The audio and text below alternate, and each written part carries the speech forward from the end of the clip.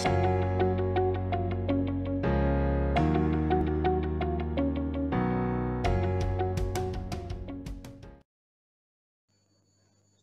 warahmatullahi wabarakatuh.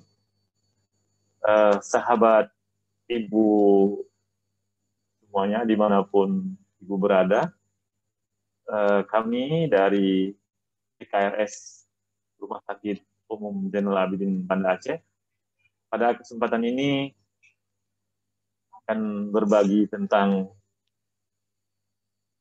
satu topik, yaitu upaya deteksi dini menuju eliminasi kanker serviks pada tahun 2030.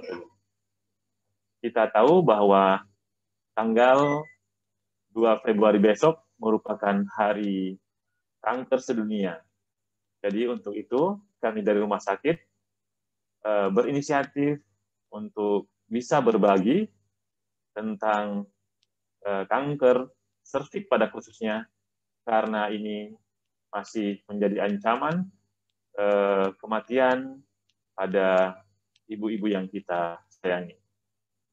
Alhamdulillah, puji dan syukur kehadirat Allah, kita panjatkan atas kesehatan, kesempatan yang diberikan kepada kita semua, meskipun di tengah pandemi yang masih melanda negara kita, bahkan dunia saat ini, tapi kita masih diberikan kesempatan, kesehatan, kita masih bisa melakukan karya-karya terbaik kita.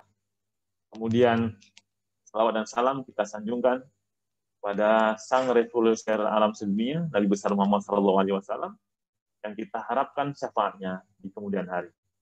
Baik, untuk tidak memperpanjang mukadimah saya, langsung saja kita masuk kepada materi. Saya sendiri saya Dr. Munizar, sekarang bertugas di Divisi Onkologi Ginekologi, bagian obstetri ginekologi Rumah Sakit Umum Zainul Abidin, Fakultas Kedokteran Universitas Syahkuala. Baik, kita lihat lebih dahulu apa sih yang disebut dengan serviks. Serviks merupakan salah satu organ genitalia ataupun organ reproduksi pada seorang wanita, di mana ini merupakan pintu masuk ke dalam rahim. Kalau kita lihat di sini, di tempat yang ada panah ini merupakan serviks, ya. Ini ada beberapa gambar yang menunjukkan perubahan-perubahan pada serviks. Perubahan-perubahan ini, kalau kita deteksi secara awal, maka kita bisa mencegah berlanjutnya penyakit ini menjadi kanker. Ini adalah lesi prakanker. Jadi, perubahan pada serviks sebelum terjadinya kanker. Kenapa sih pentingnya kita bicara kanker serviks? Ya, kita lihat secara global dunia, ya. Ternyata setiap 2 menit ada seorang wanita meninggal akibat kanker serviks. Bagaimana dengan negara kita? Ya, memang sebagai negara berkembang, tidak semua kanker serviks terregistrasi, tercatat. Inilah yang menjadi kelemahan suatu negara, karena datanya tidak begitu cukup, tidak begitu lengkap, sehingga saat kita butuhkan, kita berbicara epidemiologi, kita harus melihat data secara keseluruhan. Di Indonesia sendiri, kalau tadi secara dunia, ada setiap 2 menit yang meninggal, ternyata di Indonesia setiap 1 jam, ya, 1 wanita meninggal karena kanker serviks. Sekali lagi, kalau kita lebih kerucutkan lagi menjadi sektor wilayah Provinsi Aceh, kita belum punya data yang pasti. Hanya saja, angka ini masih cukup tinggi, karena di ruangan kita di Rumah Sakit Umum Zainul Abidin, kita selalu merawat penderita dengan kanker serviks. Apa sih yang menjadi penyebab kanker serviks? Ternyata, sebagaimana COVID atau coronavirus disease, ini penyebabnya virus juga. Ya, bentuknya pun hampir sama. Virus yang namanya human papillomavirus atau HPV virus. Ya, berbeda tapi masih jenis virus, ya. Kalau kita lihat virus ini sama, Jadi virus ini mempunyai gen, bisa terdiri dari DNA maupun RNA yang membawa materi genetik. Kemudian dia punya pembungkus, punya protein yang membungkus gen, sehingga dia bisa bertahan pada kondisi tertentu. Apabila dia masuk ke dalam tubuh kita, dia bisa bertahan di sana, kemudian memperbanyak diri dengan menggunakan DNA dari host atau inang atau tempat dia masuk, kemudian dia memperbanyak. Kemudian dia bisa mengubah imunitas tubuh setempat, sehingga lama-lama imunitas setempat bisa berubah, kemudian terjadi perubahan sel, karena tubuh kita ini ada yang namanya siklus sel. Jadi siklus sel ini, kalau ada sel-sel yang rusak, maka dia akan diperbaiki oleh protein yang kita sebut dengan P53 maupun RB, ribosom. Nah, kedua protein ini tidak bisa bekerja maksimal atau terlemahkan oleh virus ini, sehingga siklus sel itu menjadi tidak di tempatnya, terjadi pertumbuhan sel yang begitu cepat. Itulah yang mendasari terjadinya kanker. Jadi kanker pada prinsipnya adalah penyakit, karena DNA dari sel itu dirubah oleh karsinogen, misalnya virus di dalamnya. Kita lihat lebih dalam, apa itu human papilloma virus? Ya, sekali lagi, kanker serviks merupakan ancaman yang besar, terbesar bahkan bagi wanita di dunia. Saat ini, virus human papilloma virus ini sudah teridentifikasi lebih dari 200 tipe. Untungnya, masih ada untungnya, ternyata itu hanya sekitar 15-20 tipe virus yang menjadi penyebab. Lebih sedikit lagi yang memiliki resiko tinggi, yaitu tipe 16 dan tipe 18. Ini yang bertanggung jawab pada 2/3 kasus kanker serviks. Dan maaf sekali lagi, merupakan penyakit yang atau kuman yang ditularkan umumnya lewat hubungan seksual. Ya, 90% lewat hubungan seksual, dan sisanya 10% lewat cara-cara yang tidak terjadi penetrasi seksual. Kemudian, begitu virus ini masuk ke dalam tubuh, dalam 2 tahun virus ini bisa hilang sendiri. Ini yang kita sebut dengan regresi. Dia bisa menghilang. Jadi kalau virus masuk ke dalam tubuh, 100%, sekitar 90%-nya akan dihilangkan, akan disapu oleh badan, itu dalam periode waktu kira-kira 2 tahun. Ya. Jadi sisanya 10% ini yang menyebabkan gangguan, ya, sehingga kita mendeteksi keberadaan virus tersebut supaya dia tidak menjadi ancaman yang mengganggu pembelahan sel yang berujung pada terjadinya kanker serviks. Nah, kalau kita lihat di sini, tadi saya menyebutkan, kenapa sih virus ini bisa menyebabkan kanker serviks? Karena virus ini ya ada proteinnya. Ya, kita lihat di sini ada L, ada E. L ini artinya late, E ini artinya early. Ya. Jadi protein E6 dan E7 ya, kalau E6 itu menyebabkan kerusakan pada penjaga sel. Penjaga sel kita sebut dengan guardian of the genome. Jadi P53 ini dialah yang membuat menjaga sel, sehingga kalau ada sel rusak dia perbaiki, pembelahan sel yang terganggu dia atur sedemikian rupa sehingga tetap membelah sebagaimana mestinya. Tapi begitu virus ini masuk, maka protein E6 ini akan menyebabkan degradasi atau kerusakan pada P53. Sama halnya dengan protein E7 dari virus. Dia juga menyebabkan kerusakan protein PRB atau ribosom. Ya, ini menyebabkan kromosom menjadi tidak stabil. Ya, sel ada fase-fasenya, fase sintesanya menjadi lebih cepat, sehingga semuanya tidak pada jalurnya. Bagaimana di Indonesia? Ya, ternyata ada virus 16, virus tipe 18. Untuk Indonesia mungkin sedikit berbeda dari luar negeri, karena memang umumnya penelitian-penelitian yang kita baca sekarang, yang dipakai di aplikasi dalam praktek kedokteran, itu umumnya berasal dari luar negeri. Tapi ternyata di kita juga sudah dilakukan penelitian sedikit berbeda. Di samping atau selain tipe 16-18, juga ada tipe 52 dan 58 sebagai penyebab kanker serviks di Indonesia. Ya, ini yang saya sebutkan barusan. Nah, bagaimana sih orang bisa terjangkiti atau mengidap kanker serviks? Ya, kita lihat di sini. Ya, jadi serviks yang sebelumnya normal, ya, seorang wanita dalam hidupnya setiap saat itu punya chance dihinggapi atau masuknya virus ini sekitar 80%. Ya. Sekali lagi, virus ini 2/3 atau 70-60% itu akan hilang dalam 2 tahun. Nah, apabila virus tetap menetap itu, maka serviks itu atau mulut rahim yang saya perlihatkan di awal, itu akan mengalami perubahan. Perubahan yang kita sebut HPV related change. Jadi perubahan yang terkait dengan HPV.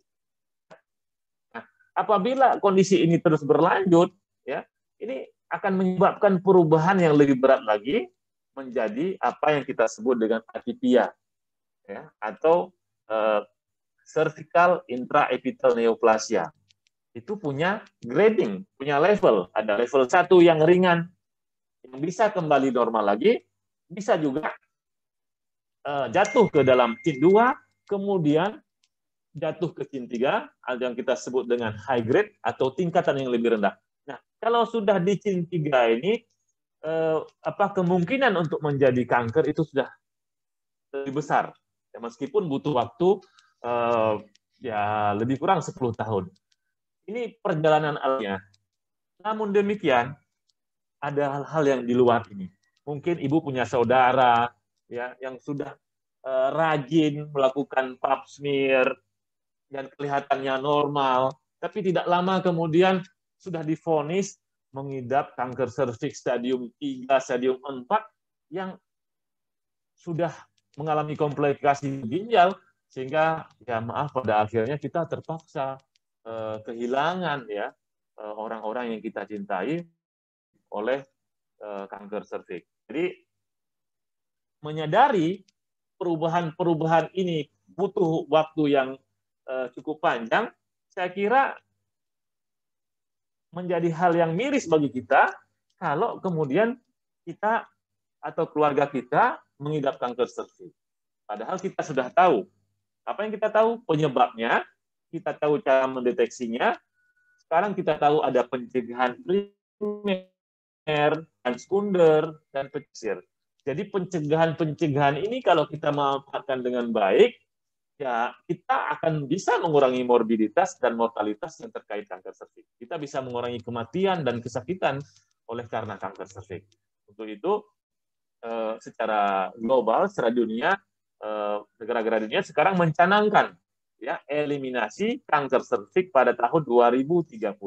Sekarang kita sudah 2020, diharapkan setahun ke depan ya tidak ada lagi ibu-ibu yang menderita kanker serviks karena kita sudah tahu bahwa ada pencegahan primernya yaitu dengan pemberian vaksin, pencegahan sekundernya dengan melakukan pap smear, mengetahui ada perubahan, dan pencegahan tersier. Jadi kalau misalnya sudah ada lesi-lesi atau sudah mengarah ke kanker, cepat ditangani, ya. Ambil posio atau serviks yang sudah mengarah ke kanker tadi supaya tidak bisa berpindah atau mengalami metastase ke bagian tubuh yang lain di mana kita sudah terlambat untuk melakukan pengobatan. Nah, ini yang disayangkan, pencegahan kanker serviks. Jadi kita bisa melakukan pencegahan primer, kemudian ada pencegahan sekunder dan pencegahan tersier. Pencegahan primer ya seperti sekarang ini, ya kita memberikan penyuluhan, edukasi, dan menyarankan dilakukan vaksinasi. Ya, vaksinasi HPV ini sudah cukup lama, jadi tidak perlu diragukan lagi. khasiatnya, efek sampingnya, ya saya sudah memberikan kepada sejumlah pasien, tidak ada pasien yang mengeluhkan, ya ini sudah cukup lama, jadi bukan barang baru, bukan baru ditemukan kemarin, jadi cukup aman, tidak perlu takut, ya. Kemudian pencegahan sekunder tadi kita deteksi dini dengan pap smear misalnya, pap smear ini ada yang konvensional, ada yang liquid base, ya. Kemudian kalau memang sudah ada CIN 1, CIN 2, CIN 3 itu kita bisa terapi ya supaya tidak jatuh ke kanker.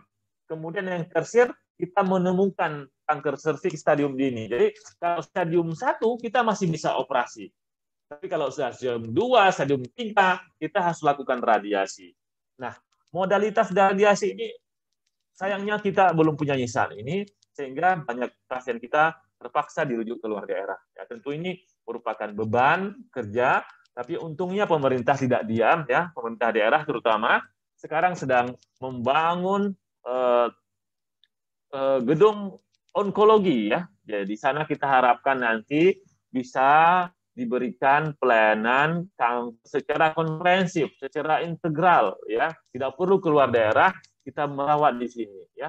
Mudah-mudahan keberadaan kami bisa membantu kaum ibu semuanya. Dan itu ini sangat dibutuhkan dukungan politik dari pemerintah, ya, ketersediaan dana tentunya dan data dari kita. Jadi apapun kita bicara, dua hal yang sangat penting adalah data dan dana, ya. Saya kira itu. Kemudian ini yang tadi saya sampaikan bahwa kira-kira 10 tahun ke depan ini negara-negara di dunia punya rencana untuk mengeliminasi, mempercepat eliminasi kanker serviks. Jadi visinya adalah dunia tanpa kanker serviks. Ya, ini diharapkan hanya ada sekitar 4 kasus kanker serviks dalam 100.000 wanita setiap tahunnya. Jadi yang ditargetkan adalah pencapaian vaksinasi mencapai 90%, kemudian angka screening mencapai 70%. Ini sangat rendah di kita, ya. Sedangkan di Aceh, Indonesia saja masih cukup rendah. Kemudian mengurangi kematian oleh kanker sampai 30%. Apa pendekatannya? Tadi sudah saya sampaikan bahwa ada pencegahan primer, ada pencegahan sekunder, ada pencegahan tersier. Pencegahan primer kita bisa mulai dari usia SD, diberikan vaksinasi, ya, diberikan vaksinasi baik untuk anak laki maupun anak perempuan, ya. Kemudian kalau kita sudah menikah, usia sudah 30 tahun ke atas, ini sebaiknya rajin melihat serviknya, ya, melihat tentu harus diperiksa, dilihat apakah ada perubahan. Apabila memang sudah ada mengarah ke kanker, ya operasi saya kira untuk saat ini paling untuk di Aceh yang karena kita punya modalitas operasi radiasi sehingga segera kalau ada perubahan-perubahan yang mengarah ke kanker serviks, misalnya ada keputihan yang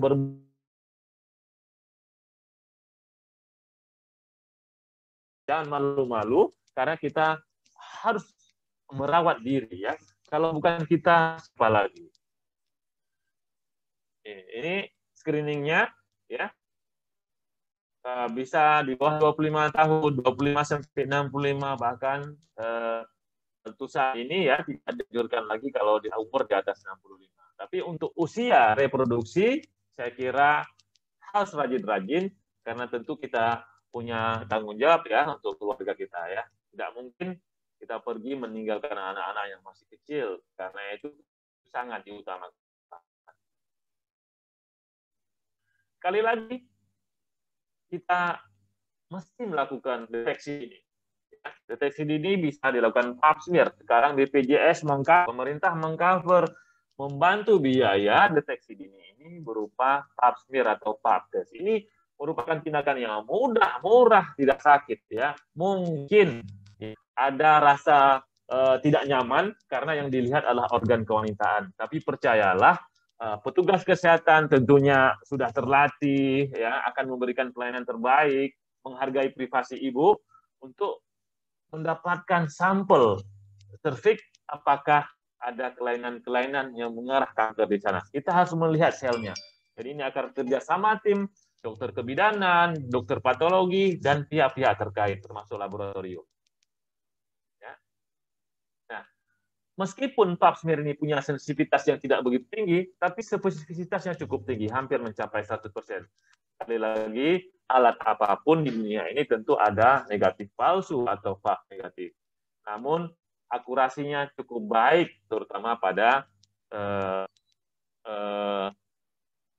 tipe lesi prakanker yang sudah lanjut, yaitu CIN 2, CIN 3, atau high grade cell yang saya sebutkan di awal tadi.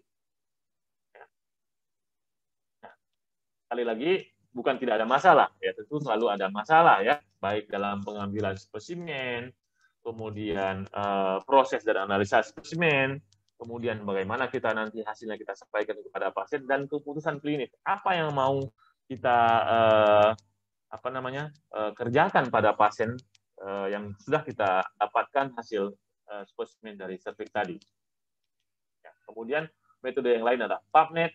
Ini diambil sel-selnya, kemudian dimasukkan ke dalam cairan dan kemudian dilihat ya. Ini oleh ahli patologi. Saya tidak berlama-lama di sini karena kita punya banyak modalitas. Namun untuk saat ini di Aceh itu pap smear konvensional saya rasa masih dominan ya dibandingkan metode yang lain yang saya sampaikan di sini. Ya. Masing-masing ada kekurangan, ada kelebihannya ya. Untuk thin prep ini harganya mahal, meskipun demikian akurasinya dari pap smear konvensional. Kemudian sebagai pengganti pap smear ada IVA test ya, infeksi visual ya, dengan menggunakan asam asetat. Ini murah, mudah, ini bisa dikerjakan di bidan. Nanti kami akan melakukan pelatihan-pelatihan ke daerah sehingga bidan di puskesmas bisa mengerjakan ini, namun tentunya tidak hanya sekedar IVA, tapi harus melakukan see and treat. Begitu dilihat ada perubahan pada porsio, harus diberikan terapi yang bisa dikerjakan oleh bidan, misalnya dengan koagulasi, tentu butuh biaya. Oleh karena itu, sekali lagi, dukungan politik dari pemerintah, terutama dalam pendanaan, dibutuhkan untuk mendukung program eliminasi kanker serviks 2030.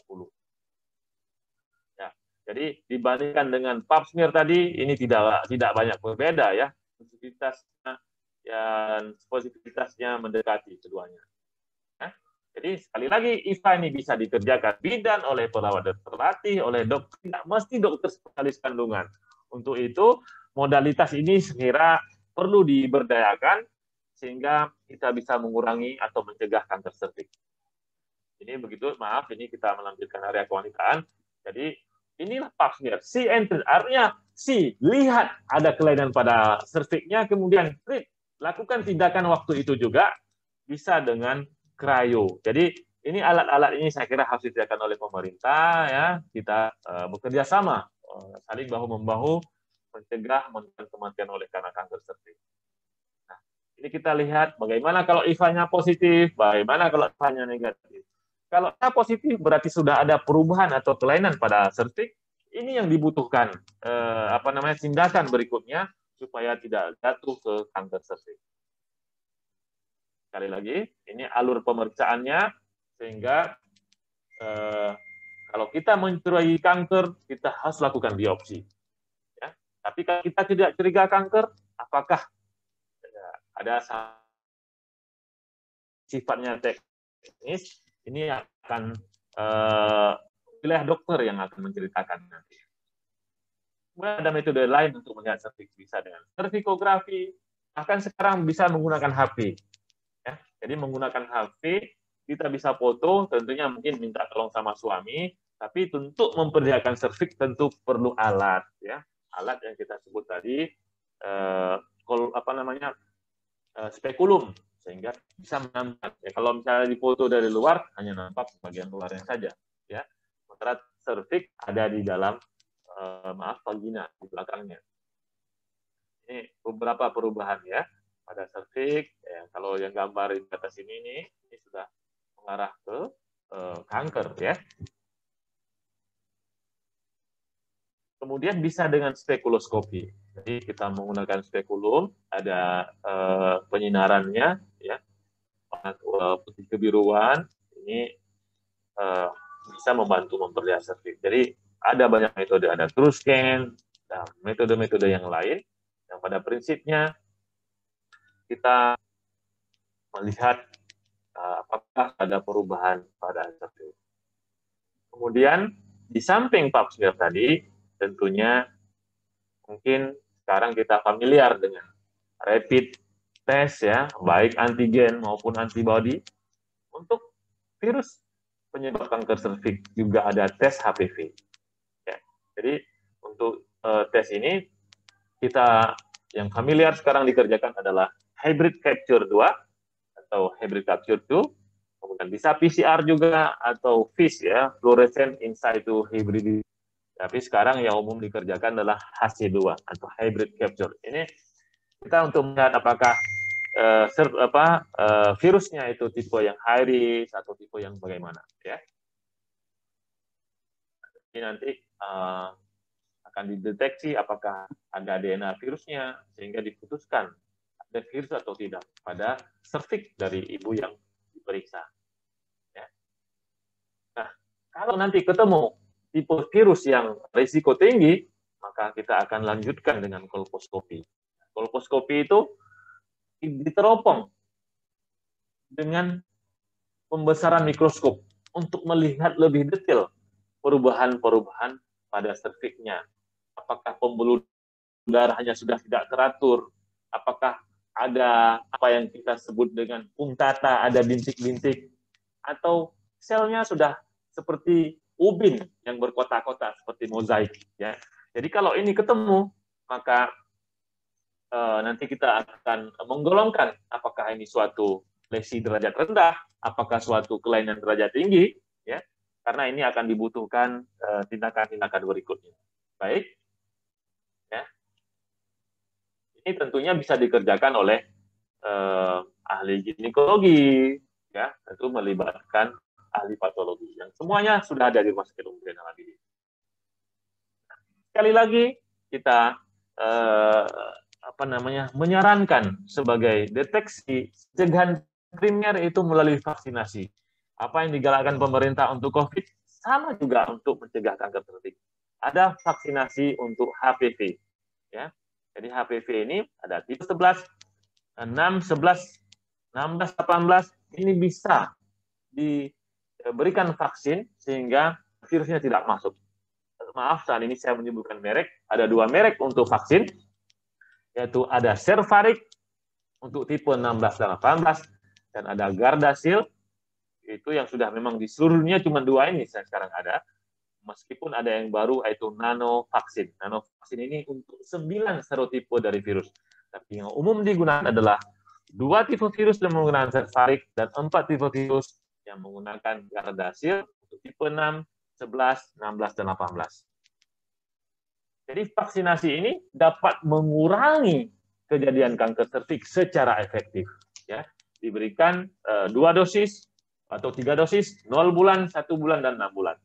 Dan biaya tidak begitu mahal, ya.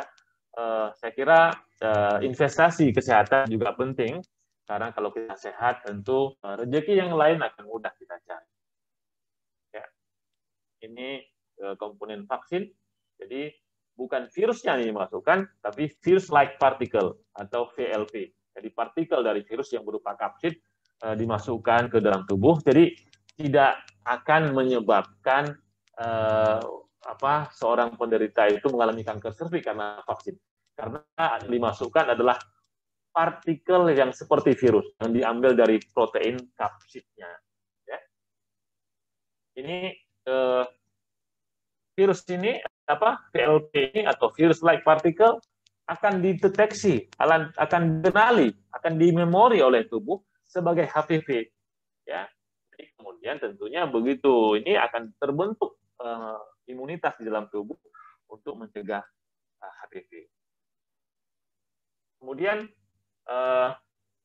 virus VLP ini tidak menular karena tidak bersifat onkogenik, jadi tidak akan menyebabkan kanker. Jadi kita tidak perlu takut bahwa pemberian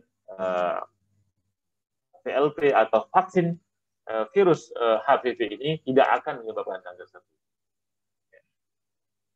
Itu vaksinasi ini akan merangsang pembentukan antibodi, ya, yang kemudian akan menuju ke tempat infeksi sehingga virusnya itu bisa dilemahkan oleh tubuh. Ya.